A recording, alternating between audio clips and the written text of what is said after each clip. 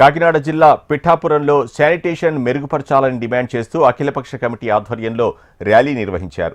Municipal office నుంచి Uppada bus stand వరకు rally నిర్వహించారు. శానిటేషన్ సిబ్బందిని పెంచాలి, శానిటేషన్ మెరుగుపరచాలి అని ప్లకార్డులతో నినాదాలు చేశారు. ఎంతో ఘన చరిత్ర కలిగిన పిఠాపురంకు ఇదేం దుస్థితి అని విమర్శలు గుప్పించారు కమిటీ సభ్యులు. డిప్యూటీ సీఎం పవన్ కళ్యాణ్ ఇలాఖాలో అపరిశుభ్రత సమస్య ఏమిటని కమిటీ సభ్యులు ప్రశ్నించారు. టెంపుల్ టూరిస్ట్ నగరంగా పేరు పొందిన పిఠాపురంలో శానిటేషన్ మెరుగుపరచాలని కమిటీ సభ్యులు డిమాండ్ చేశారు. అధికారులు తక్షణం స్పందించకపోతే ఆందోళన ఉధృతం చేస్తామని హెచ్చరించారు అఖిలపక్ష కమిటీ సభ్యులు. నియోజకవర్గంగా తీర్చిదిద్దుతానని చెప్పి పవన్ కళ్యాణ్ గారు ఎన్నికల్లో హామీ ఇవ్వడం జరిగింది.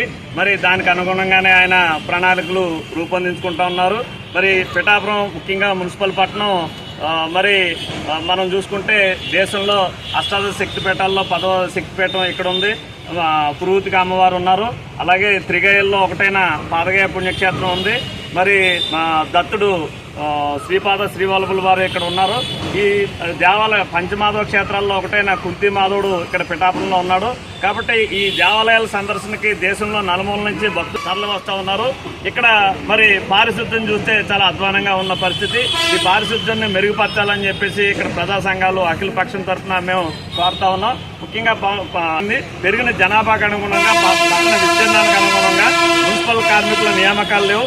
ఎప్పుడో గతంలో మరి 24 వార్డులు ఉన్నప్పుడు సిబ్బంది నియామకాలు జరిగినాయి. ఆ తర్వాత శాశ్వత ప్రాతిపదికన కానీ కాంట్రాక్ట్ ప్రాతిపదికన కానీ ఈ మున్సిపల్ కార్మికుల నియామకాలు లేకపోవడంతో దాని మీద మరి స్టే ఉండడంతో అప్పటి నుంచి ఇప్పటి వరకు కూడా నియామకాలు లేవు.